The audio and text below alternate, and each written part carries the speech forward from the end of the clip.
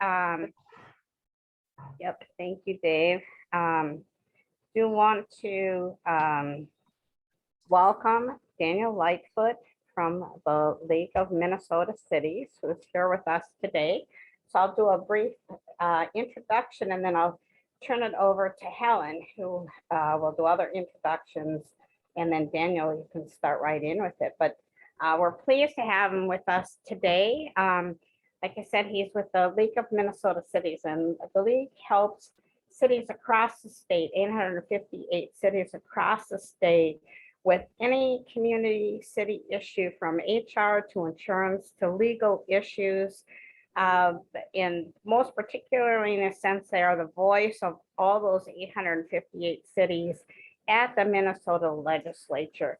And they're very interested in also helping with any issues that come up for communities across the state, one of which has been, as of late, housing issues. So they're very sensitive to that, and they respond and try and help cities with those issues. And Daniel's been particularly involved with some of the housing issues, like the city tools that can be used to help create affordable housing, but also with housing and development resources, and particularly with any legislation.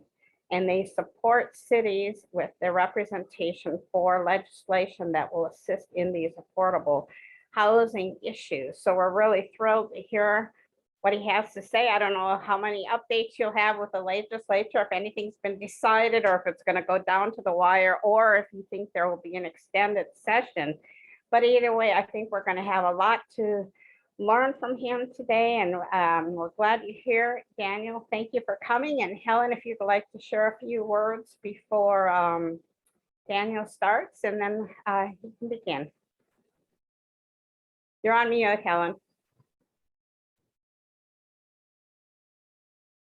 You're still on mute. I muted because my clock was making chiming noises. So anyway, yes, I thank you for introducing Daniel. And I think that mostly we'll talk at the end of the meeting again, a couple of meetings that are coming up, things that we would like everyone on here to be aware of. But for now, Daniel, if you'll do your presentation. We're a small group here, and the names I recognize here. Dave, is this also on our Facebook page tonight?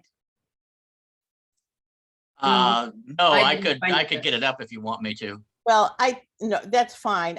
But the recording will be available on the right, Facebook page. Okay. Yeah. The reason I ask is that when it's on the Facebook page, we don't know if there are other people watching and knowing their questions. Since we're a small group tonight for live before it's taped, we probably, if let's give Dave Daniel, I'm sorry, opportunity to give your presentation, but then you can just raise your hand. Some of us who don't have who are like me, don't have your picture, then use the hand raising and ask questions, because we'd certainly like to get as much information from Daniel as we can. So if you want to take it away, and then I will have a time for questions afterwards, and then talk a few minutes about a few things coming up that we think it would be good for everyone to be aware of. So thank you, Daniel, for coming. Well, great, Helen and Nancy and friends. Thank you so much for having me tonight. And if you wouldn't mind, would you just put in the chat which city you're with? That would just be helpful for me to kind of understand. I know it's all southeastern Minnesota, but okay. So in this, maybe or organization, right? Just Rochester. Okay. Right, in the City for Good is the Rochester organization. Got it. We were started to kind of complement the DMC process and programs and cover some things that there weren't. So, and for those of you who may not have looked at the chat, Daniel has been very kind to put in his contact information, and I appreciate that, so that if anyone wants to contact you later. Right. So that's, yeah, Helen, so that link is, I don't know if my contact info is on. Okay, no, you know what? It's your organization, your resources, and I'm sorry, I'm not looking closely. I will, I'll throw my email in the chat there too, in case anybody has any follow-up that we didn't get to tonight. But So thank you for having me this evening. Nancy kindly asked me to provide a little bit of an update of what's been going on at the Capitol. And just for all of your references, so I serve as one of the League's intergovernmental relations representatives. We have a team of 6 lobbyists at the League. And we are divided up into issue areas. So the issue areas that I primarily work on are housing, economic development, telecommunications, and broadband, as well as cable franchising. And I also help coordinate the League's federal relations. So working with the Minnesota delegation in Congress on federal legislation as well. But just to kind of give you a sense of where we're at in the legislative process. So the legislature has a constitutional adjournment deadline on May the 23rd, which is fast approaching. It's 2 weeks from today. So there's a lot of work left to be done. The governor has already indicated that he is unlikely to call a special session. So the clock is ticking. We know that a lot of the omnibus bills that still have left to be worked on in years past have needed a special session to get done. So there are a lot of anxious lobbyists, myself included, walking around the halls of the Capitol right now, trying to make sure that that we can come back to you all, come back to our cities with hopefully some wins. And a big part of what we've been working on this session is around housing. So Nancy alluded to the housing and development resources that we have put out for our member cities. That's the link that you have there in the chat. And generally what we have been focusing on this session is trying to build that state-local partnership even stronger so that cities like Rochester can be supported with a lot of the local initiatives that the city itself is attempting to do. Things like direct developer assistance, things like down payment assistance, the usage of the city's local housing trust fund. There's lots happening at the local level that is trying to address housing issues at the city level. We also know that those issues impacting cities that pertain to housing look a lot different from city to city. What is challenging for Rochester is probably not going to be the same and as the challenges in Roseau. And so one of the initiatives that we've been trying to push this session is state policy solutions that work not just for building new homes, which is of course a big aspect of what we're trying to work on here in our cities, but also solutions that work for those diverse locally identified housing needs. And what we focused on are 4 key principles that we have been trying to push this session. And I can kind of go into some of those in a little bit of greater detail. But what we know works at the state level is solutions that are policy and resource oriented that address the full housing spectrum. So statewide policy that just focuses on one aspect of the housing spectrum, like building new market rate homes, single family owner occupied homes, is an important piece of that, but it is not the only piece of that. So a city like Rochester and many cities like and unlike Rochester have to think about a diverse array of housing stock that can support their residents. And that often is sort of visualized as a spectrum coming all the way from shelter capacity and shelter capital for individuals that are at risk or experiencing homelessness, to the preservation of existing naturally occurring affordable housing, both multifamily and owner occupied, new multifamily and single family market rate and affordable developments as well. So focusing on that full spectrum of housing. So we know that cities are doing things like housing rehabilitation programs, tax abatement to try to incentivize a diverse array of housing stock, inclusionary housing policies, and more. But we can't do it alone. The state has to play a role, and the federal government, for that matter, has to play a role in helping ensure that the programs at the state level are adequately funded and that the policy changes support construction and preservation of housing across the spectrum rather than just one aspect of housing. I can get into more of that in just a second here. The other thing that we've been focusing on is how can the state try to bolster the efforts that are happening at the local level. So providing that flexibility, that local authority, cities, both charter and statutory cities, are creatures of the state.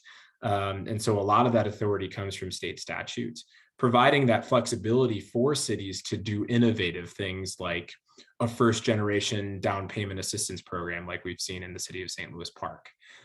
Those are the types of solutions that we're looking for that support that bottom up approach that allows a city to address its locally identified needs, rather than that top down one size fits all approach that we've seen with some of the concerning preemption policy that has been proposed this session and in previous sessions.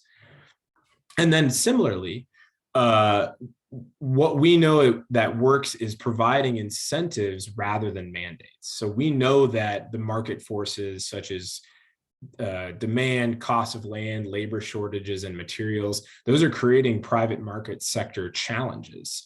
And partnerships outside of those resources can bridge the gap for a developer to create more affordability. In this market, it is very hard to bend the cost curve in any preservation, rehabilitation, or new construction project to be affordable to that 60 to 115% area median income housing unit. And we know that the state can play a role in helping assist with that. And then lastly, and really importantly for a statewide organization, community-specific solutions that support cities throughout Minnesota. So policies that are just interested in building new single-family subdivisions might be a really great thing for Rochester. But when you have a city like Roseau that is begging developers to come out and build new single-family subdivisions without any results, there needs to be a different policy goal towards that.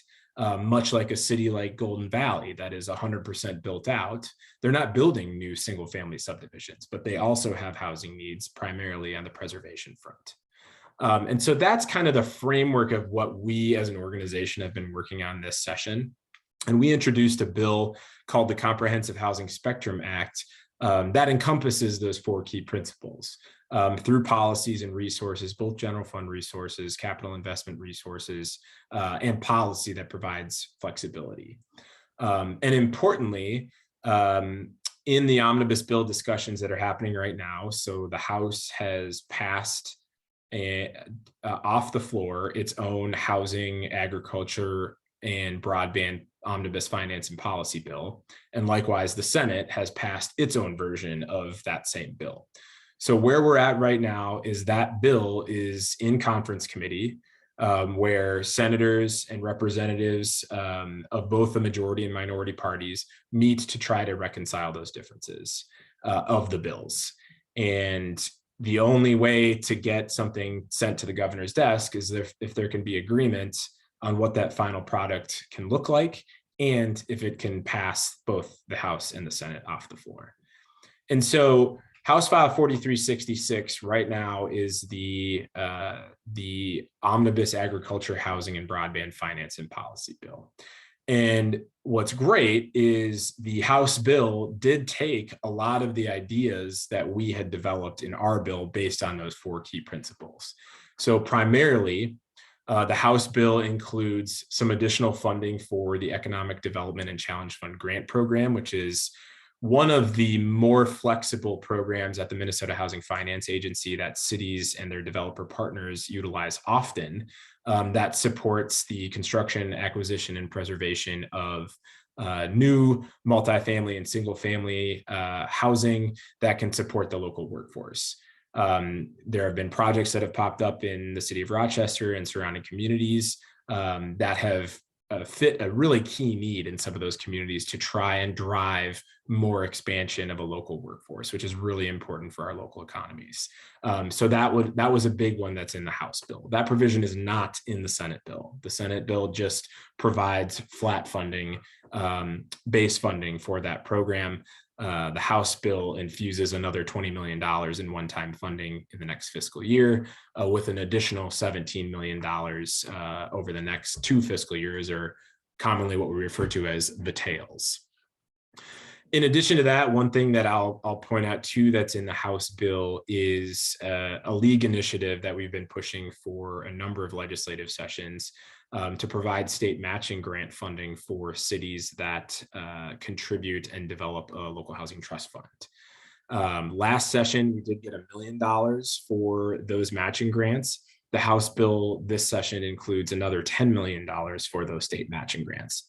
And the idea behind that is a city like Rochester has developed a dedicated fund that's flexible in nature, where the city can support its locally identified housing efforts through those resources to try and assist either developers or assist new homeowners with down payment assistance, et cetera. They've been very successful in communities across the state. And frankly, we want to see more of them. So we're hopeful that those state matching grants can provide some additional resources to develop some additional local housing trust funds.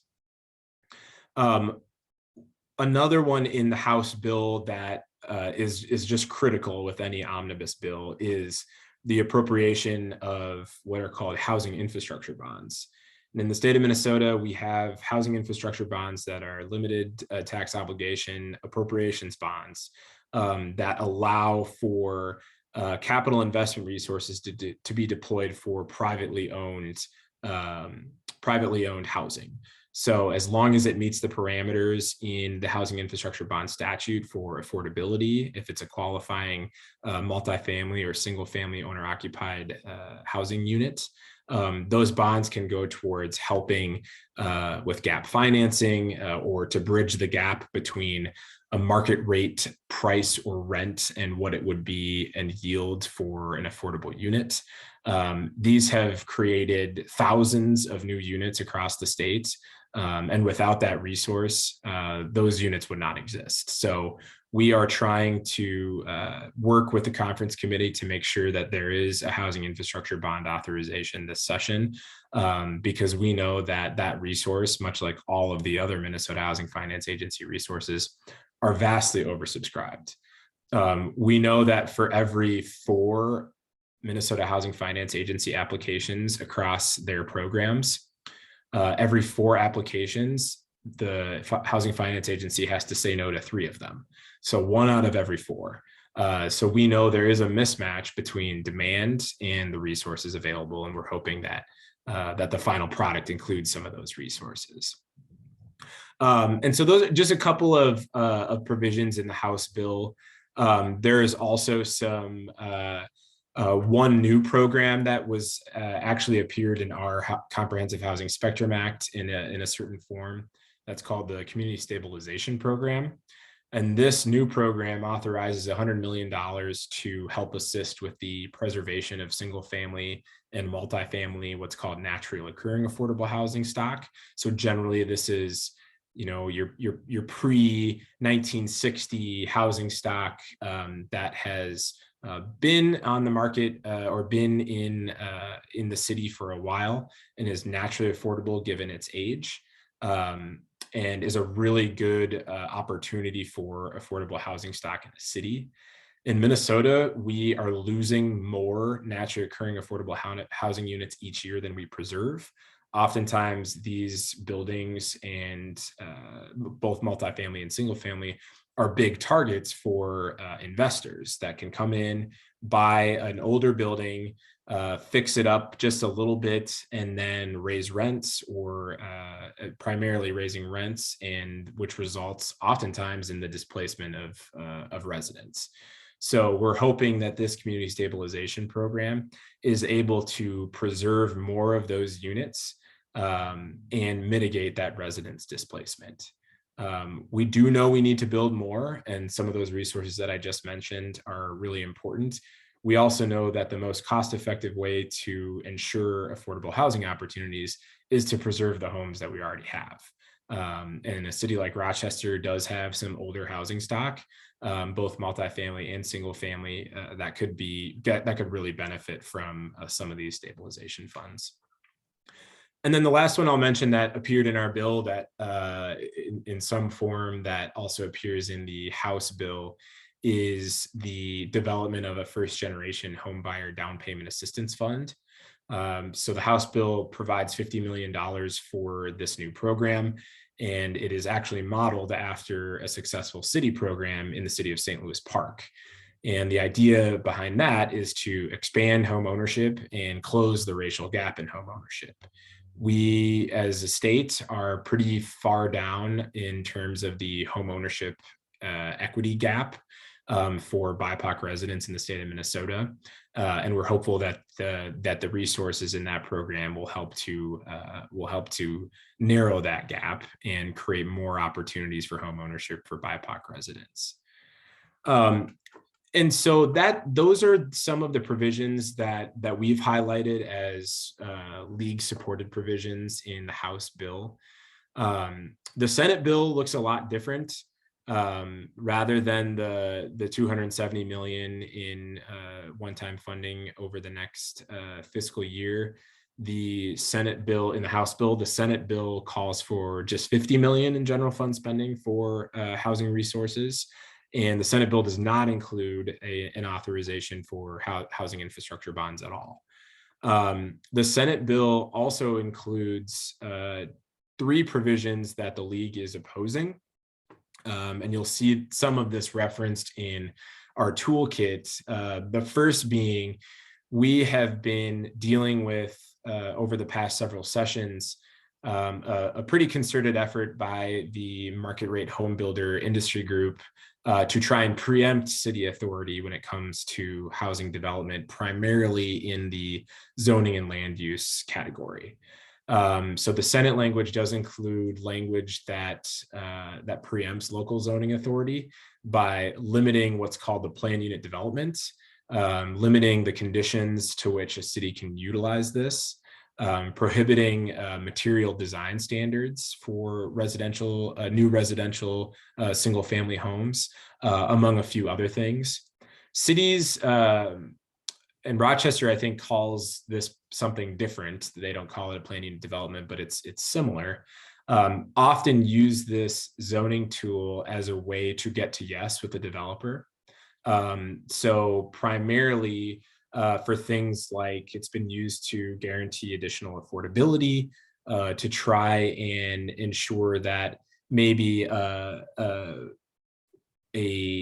lot that or series of lots that are either smaller or oddly shaped, that don't necessarily conform to the city's straight zoning code, can get to a point of development with this tool. So it allows for a lot of city flexibility, and we are trying to preserve that tool as a way that cities and developers can work together to get a new development across the finish line.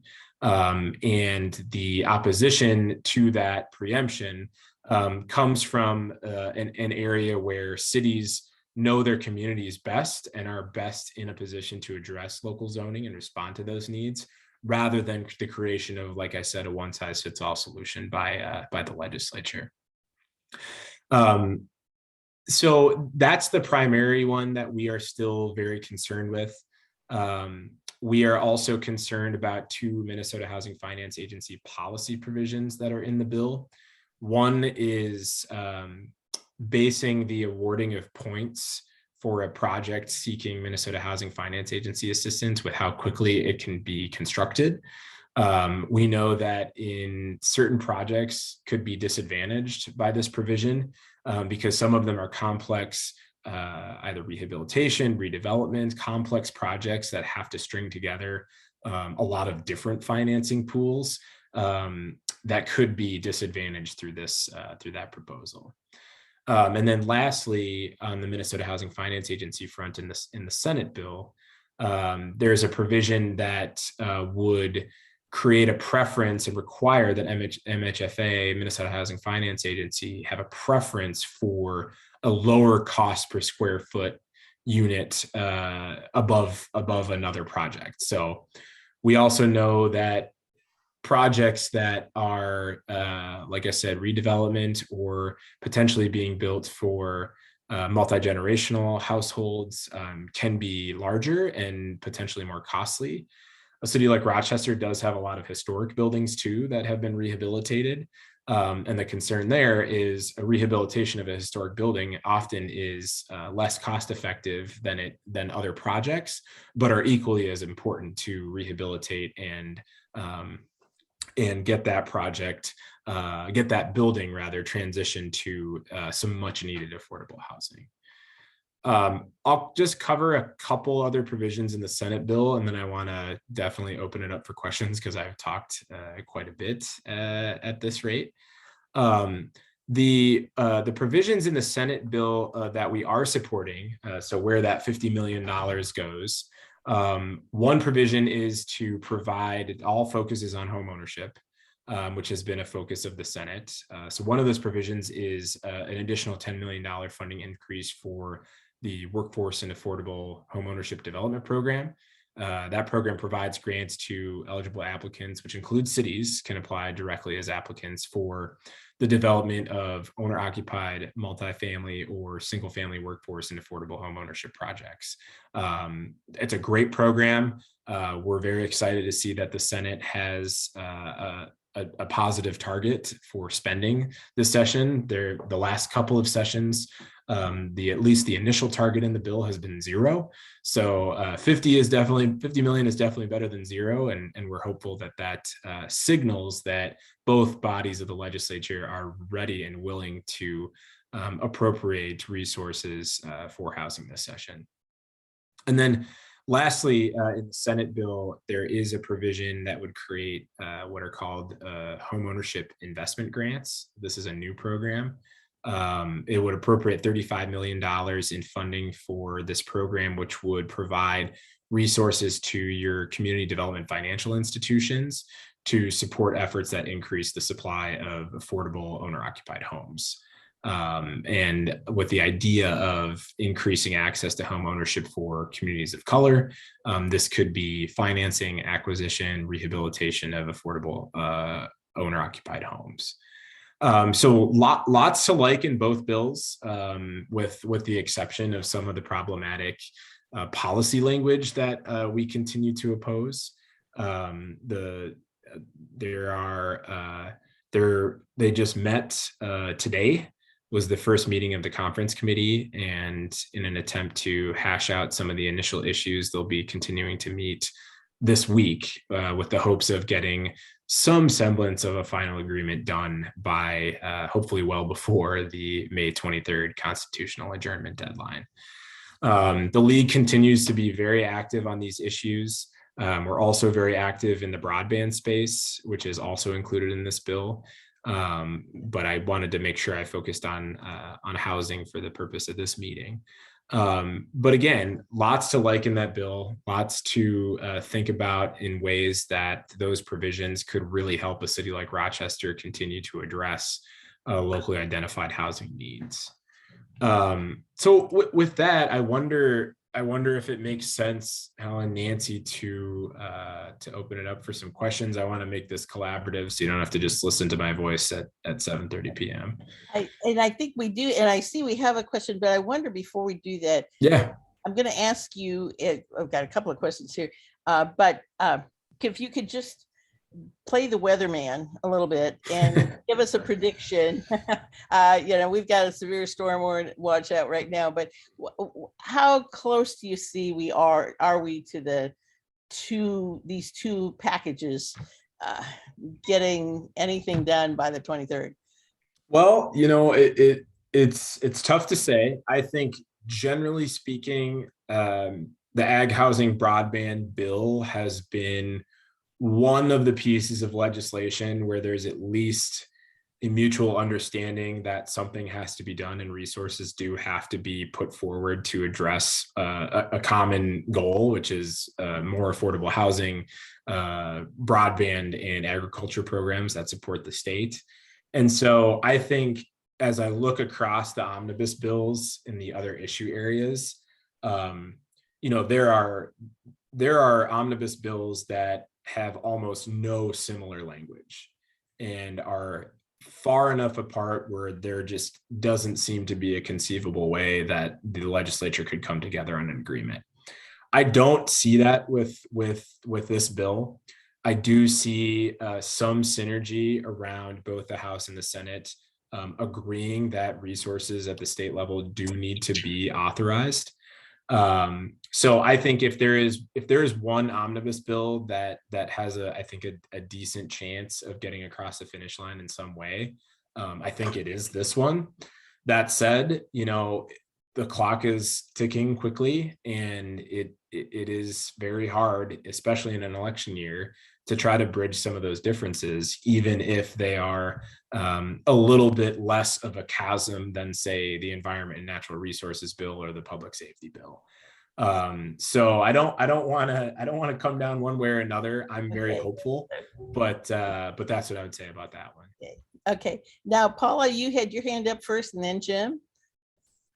Hi, my name is Paula Harden, and I'm a disability rights activist. And I've spent a lot of time on the League of Minnesota Cities page. And I looked up a bunch of stuff that you have been doing over the last few years on housing in the legislature. And I actually simultaneously watched the city council study session today on housing and the UDC and the House floor from the state, which was a bit tricky, but absolutely 0 times did I hear the word accessible housing. I hear affordable all the time. I hear racial ownership discrepancies, but I never hear anybody talk about the Fair Housing Act, 19 amendments in 1988 and compliance with them.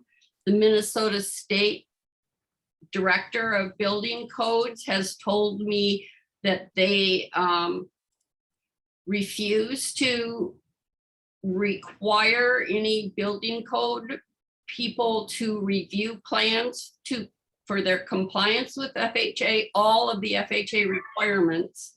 And the guy who was her mentor is now in charge of the building codes here in Rochester. And he flat out refused also to do it under the basis of they don't have enforcement authority. But the FHA 1988 actually has a clause, not even a clause, a component of it that permits lawsuits for building and construction that fails to comply with the multifamily dwelling requirements. But if the building state and local building code inspector people refuse to check that compliance, which is entirely different in my view than a police officer coming up to you and saying you're in violation. Checklist is not enforcement. And you all don't talk about accessibility. The city refuses to do anything about accessibility. How is it Senator Dave Senjum, before he understood, I hope he understands now, when I talked to him about things like this, he said, oh, he thought the League of Minnesota Cities might have something to say about some of these things, which my other tack to try to keep my home is the senior property tax deferral problem. They don't allow people with disabilities to participate in that program. They have a restriction in the law that says you must have homesteaded for 15 years to be eligible. And that is a problem for people with, when we want to get people out of the big houses into townhomes or condos or something, then you lose this opportunity to get your property tax deferred.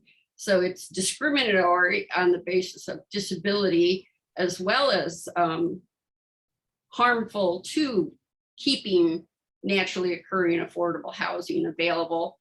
And there were like 4 or 5 or 6 different bills, including a proposal I had presented to the state legislature to allow people with disabilities, which I am, to be able to participate, and that would be a win-win-win because the state then pays the county, so the tax is paid, and then they put a lien on your property. So after you're dead or you sell it, the state gets the money back. So there's Right. no justifiable reason for requiring a 15-year homestead period or a 3 or 5, like 12 other states do. So Paul, I We have think about so two that if we can questions there. summarize for Daniel, if you might, because the causes, the issues that Paula is raising, are there any pieces of this that you are working on or I know you gave us a very high level Mhm. summary of some of these things, but what might be pieces of what you in the League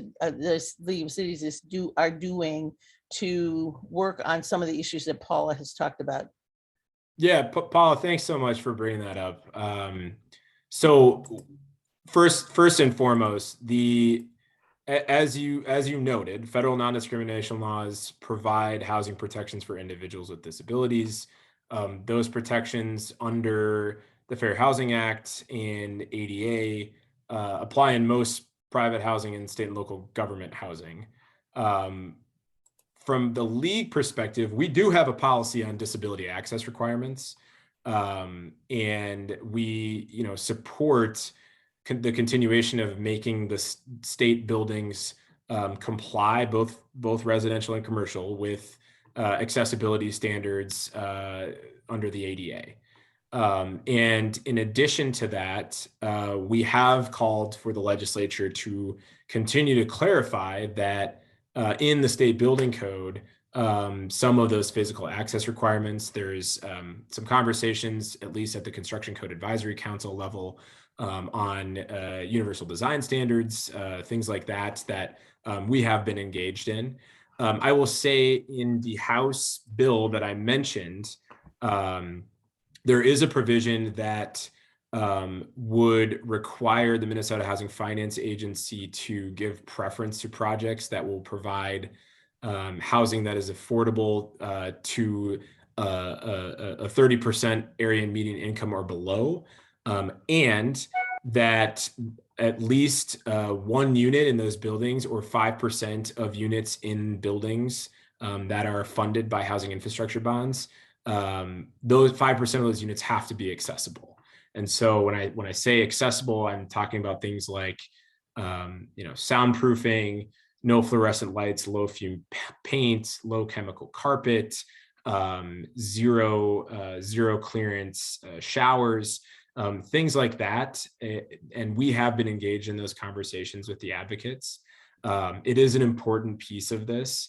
And so I can assure you, we're not, when I talk about affordable housing, that includes qualified housing that is also sensitive to those accessibility requirements. I'd have to do a little bit more digging on the enforcement piece. I don't cover state building code for the league, but I can assure you that aspect, especially when it comes to residential development and commercial development, that disability piece is definitely a part of our conversations. And we have been engaged in that provision, as I mentioned, in the House bill. Thank you, Daniel. Jim, you were next, and then Nancy, I see your hand. So Jim? Yeah, I got a question. Some of the affordable housing that gets built is built by prevailing wage labor, and most is not. Obviously, you do it with prevailing wage, the cost is acceptable. Well, depends on who you talk to, but the cost is higher. There's no question about that. Is there any provisions where if you get state funding, you don't have to do prevailing wage? Is there any place in Minnesota where you don't have to use prevailing wage with state funding? So, Jim, great question, and this has definitely been a topic of interest at the Capitol. There has been legislation that seeks to remove the prevailing wage requirement from specifically some of the Minnesota Housing Finance Agency programs. The league's policy on prevailing wage is that we definitely understand from our member cities the challenge that poses, especially in greater Minnesota. When you're trying to build, let's say, a new workforce development, multifamily housing, those projects can be financially impossible based on the resource available in addition to the prevailing wage requirement. So our policy states that the programs that do require prevailing wage, and you identified correctly, of which there are many, should be scaled at the state level from a resource perspective to accommodate prevailing wage. So we don't have a specific policy supporting or opposing prevailing wage per se, but we have worked with the legislature to try to ensure, especially with the workforce development program that I referred to, which can only be used in Greater Minnesota. And that one does trigger the prevailing wage requirement at a certain dollar amount, that program needs to be scaled high enough where it can be adequately used by a city like Rochester, the surrounding areas. And if that prevailing wage requirement is still attached to that program, that there's enough resources to do both. So that's the conversation that we've had at the Capitol. There have been members of the legislature that have sought to try to reform when and where prevailing wage is applied. And we've been engaged in some of those conversations, but that's our current policy on prevailing wage. I'm not necessarily opposed to prevailing wage. The bottom line is there's a finite number of dollars. Yes. And so you would be better to spread those out over more projects, it seems to me. Second question. I understand there's a bill in the legislature now that is designed to help people become first-time home buyers whose parents have not owned a property, and maybe their grandparents have not owned a property. So they become the first person. So you're trying to break the culture of apartment living forever. So yes, there is a provision that would focus on first generation home buyers, as you referred to. The idea behind that provision is there are populations in our states that have not been, through barriers to home ownership, have been unable to enjoy the generational wealth that many of us have, given our parents and grandparents have owned a home, which has exacerbated the racial gap in home ownership. That program isn't intended to sort of eliminate rental housing or the necessity for rental housing, because we know that there are individuals and families that may never own a home for various reasons, or may not want to own a home for various reasons. But those dollars are intended to try and support down payment assistance for renters that could be mortgage ready to own a home, but don't necessarily have the resources to cover things like closing costs, et cetera, or down payment, as a way to try and help address the racial divide in home ownership in the state of Minnesota. But that, I'm fully, well, one more point. I'm fully supportive of that. The problem that I've seen in my many years of real estate is that we don't go upstream far enough in the system to teach these people what they need to do to be able to afford to buy a house. They don't have a clue what a FICO score is. They don't have a clue how to put some money away. Mm-hmm. And so we're eliminating, if we can't finance it, you can't sell it.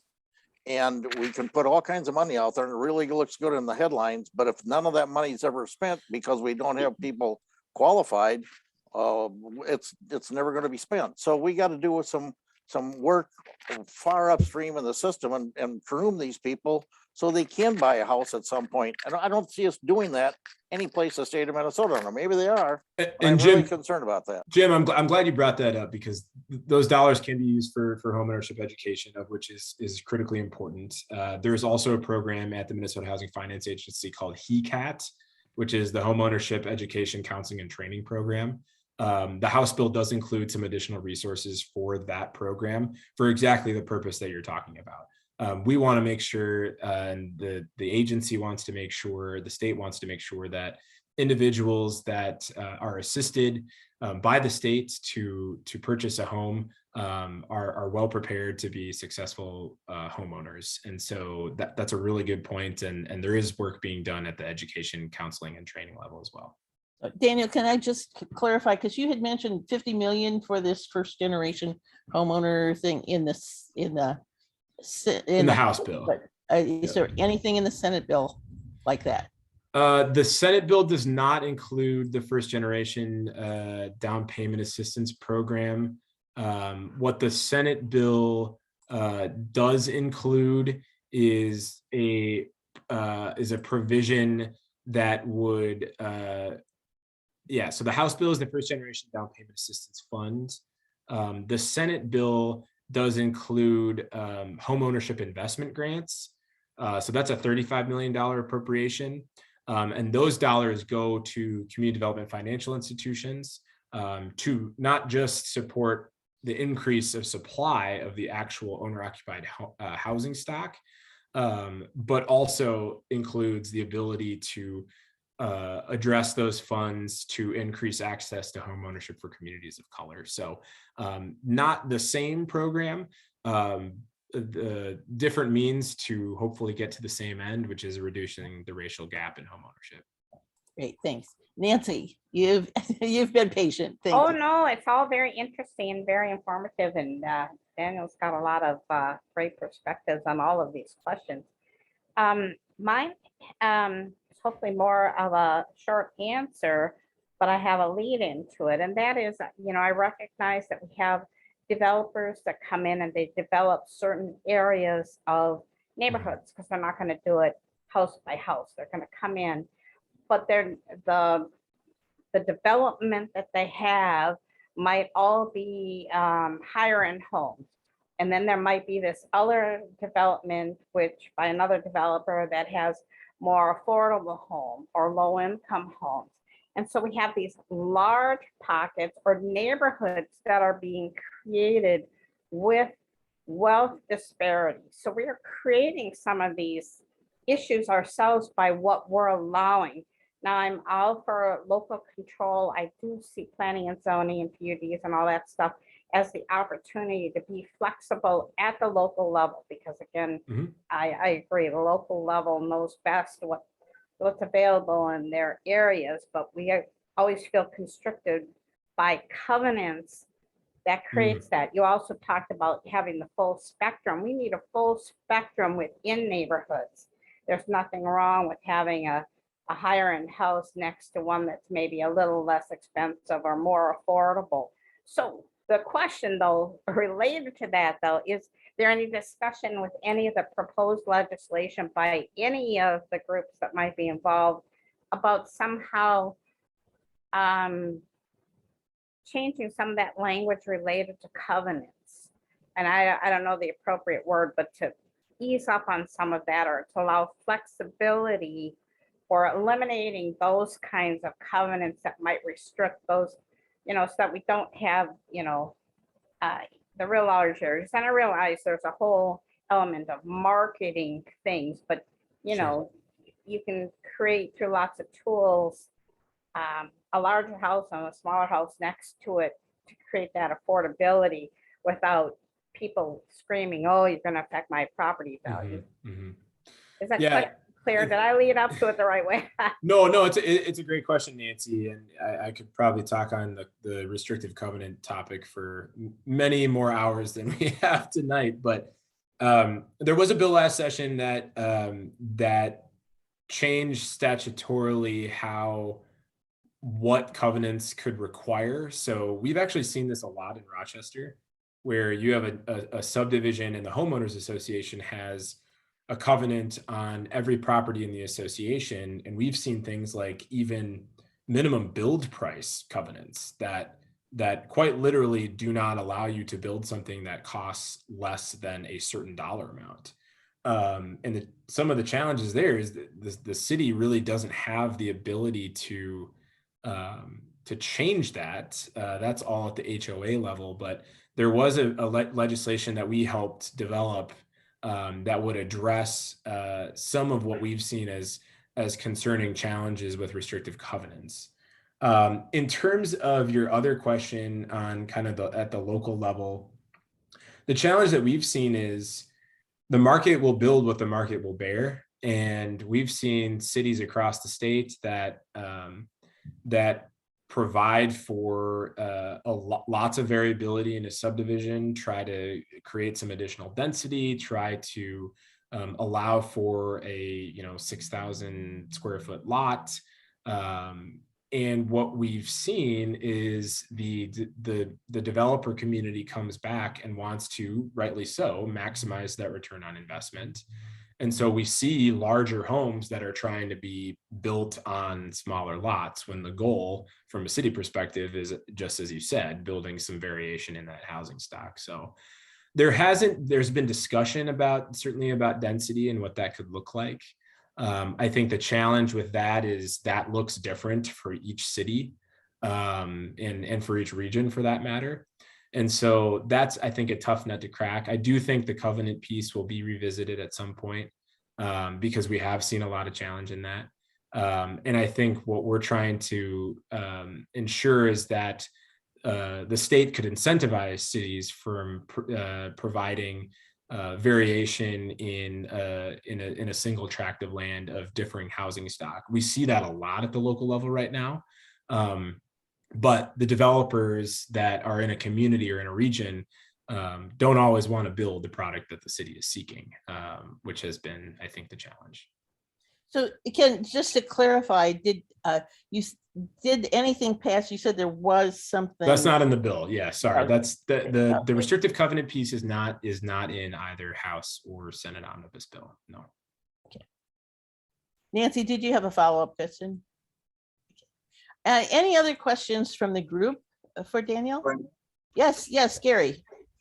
Actually, two. One, maybe you can bring me up to date. What's happening on the Section 8 housing? If there's money coming from federal that might impact us or the state. And the second would be, what kind of programming money has been set aside by the state that's not being used? So I'm sorry, the second part of your question was programmatic funding that isn't being used by the state? Yeah, for housing. Yeah.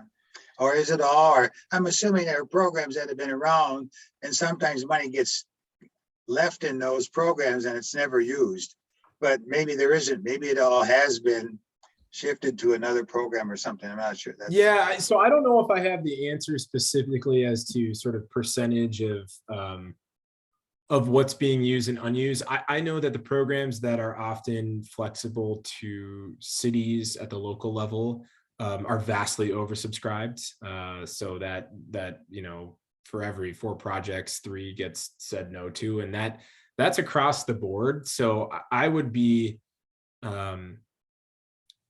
I would be surprised if there was a lot of sort of unused funding that's just kind of sitting at the Minnesota Housing Finance Agency level, but I don't have the data to give you one answer definitively.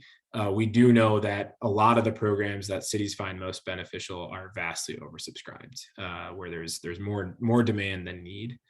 To your Section 8 question, so there is conversation still happening at the federal level for potentially a subsequent budget authorization. There was not there was some additional authorizations for vouchers in the appropriations bill that passed Congress. I know it was not as high as what was hoped for. But the National Low Income Housing Coalition is a great resource for that. We've been tracking some of those conversations at the federal level.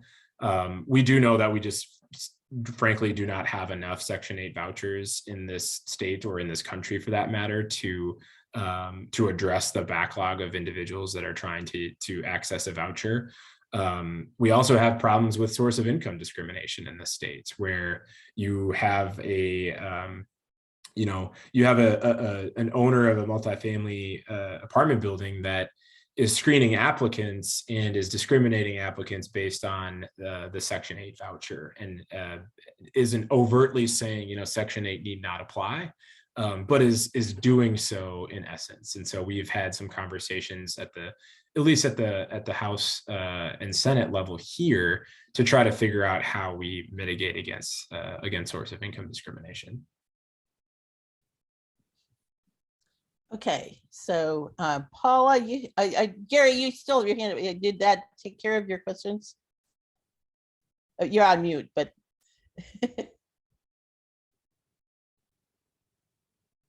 He's good. okay, good. All right, you're good. Okay, all right, Paula, you have your hand up. Yep. I have a question. I don't know if you can answer it or not, but you were talking about the Minnesota Financial Agency or something like that. Mhm. I am confused because there's this housing tax credit that is like 5% or 10%. There's two Yeah, different kinds. LIHTC. Yeah, low income housing tax credits. Yep. Oh, is that what it? Okay. Yeah, LIHTC. So, and that's a federal program, right? That is a federal tax credit that is administered by the Minnesota Housing Finance Agency. Okay. So when the state law says that if housing is funded by Minnesota state financing, housing must be visitable. Does that count? So I'm not quite understanding your question. Well, if the money starts out with the feds and it passes through the state, there are laws in the state. One of them is visitability, which I think you might be familiar with the term. I think Minnesota League of Cities had something on it. Visitability means that not only do we need housing to live in as disabled people, but that we have the right to be able to visit friends and family and be able to get in the door. Sure. And be able to use the bathroom. And so I'm confused as to whether or not as a pass-through agency, then that brings the Minnesota requirement that buildings funded with Minnesota financial distribution of those credits counts as being Minnesota funded. Yeah, it's a good question. So it is a little bit confusing. So the low income housing tax credit, as you aptly pointed out, is a federal tax credit. It's administered by the Treasury Department, and then state finance agencies, if they have one in the state, of which we do, are sort of sub allocators of that tax credit. There are federal requirements in law that bind a developer to those requirements to access a low-income housing tax credit. I'm certainly most familiar with the affordability requirements, as you mentioned. I'm not as familiar with how that interacts with the visitability discussion and priority at the state level. That would be a good question for the Minnesota Housing Finance Agency. They have folks that are much more heavily embedded in the ins and the outs of the LIHTC program than I am. But I do know that there are federal requirements to access those tax credits. And certainly I would think that those buildings would have to be at the very least ADA compliant. I'm not sure about the visitability piece though. The tax credits, from what I understood, can be sold to raise funds for building the buildings. So I'm not sure on that piece. Okay. Certainly general obligation bonds are issued to raise funds for the construction of new buildings. I'm not quite sure about the 5% LIHTC resource and if they can be sort of traded. I'd have to look into that. Yeah. So, and or it does send, so you're suggesting that Minnesota Finance? It's the Minnesota Housing Finance. Oh, yeah, I'm Yep, sorry. Yeah, MHFA. right, so- Yep. Right, so Paula, that might be a better place to direct the questions right now, since it sounds Yeah, like. I don't remember hearing of the Minnesota. Yeah, I'll throw their website. I'll throw their website in the chat. Okay, that'll be and, good. And then we've got um, that, so, good. Because then I think, I don't see any other hands. So I think what, Daniel, we've really appreciated the help that you've given us, and it'll be interesting to see how much of this comes together by May 23rd. And I think if anyone is interested specifically in one of the pieces in either the Senate or House bill that you'd really like to push on, definitely go to your representatives in whichever house or Senate that you're interested in, and let them know that this is a piece that you'd really like to see done. So I really appreciate that. Looking ahead, just now, a couple of things that, thank you, Gary. Daniel did a great job, didn't he? We are going to be, our next meeting for the housing group would be June 13th. And Ryan Yetzer has been working with us and wants to be coming and giving a presentation to us on the UDC and specifically on some of the areas that we're interested in. June 13th, however, is one of their community meetings that they're scheduling. That one happens to be, I think it's Silver Lake, either Silver Lake or Cascade Lake. We will put in our Facebook, on our Facebook page, the whole list of all of those meetings, but he is going to come and speak to us at our, I have to look, I wrote it down, our July meeting, which is July 11th. And so we are going to be having him come with that presentation. We have talked to some people and we've had some presentations on covenants over the last year or so. And there are a few people in different parts of our community between builders, citizens and others who are interested in perhaps talking a little bit more about the impact of covenants, not just the restrictive covenants of the past, but like you said, some of the current ones and what might be done and some of the zoning things that are similar. If we can pull together the group that is talking about it and they're all available, we may have a June 13th meeting. But I have to say that right now, that's a date that's becoming hard to do. So watch our emails and our Facebook page, but definitely our July meeting, we will have Ryan Yetzer. And Nancy, you had mentioned something about, some of the things that are coming up with forums that you may all be interested in. We, as a city in the City for Good, will be having forums for the primary candidates for the city council and school board, and then later for the actual November election. So Nancy, you want to talk about that a bit? And then I think we're ready to wrap it up. Well, that's about it right now. Just watch. We're waiting to see who files. The filing date is coming at the end of the month. And at that time, we'll be putting out invitations and scheduling candidate forums for the school board and the city council and possibly county as well too. So watch for that. But in the meantime, thank you all for coming, but mostly thank you, Daniel. Very interesting, very informative. We should almost have you back for an end of session wrap up. We don't know when that'll be yet. So See, there's Jim's voting for it. So. Yeah, well, we will have, if you don't get subscribe to our city's bulletin, all of that information on what happens with the session will certainly be there. We also do a law summaries document that we release on our website that has everything that happened and everything that didn't happen. So stay tuned for those things, and that's a very good resource. Right.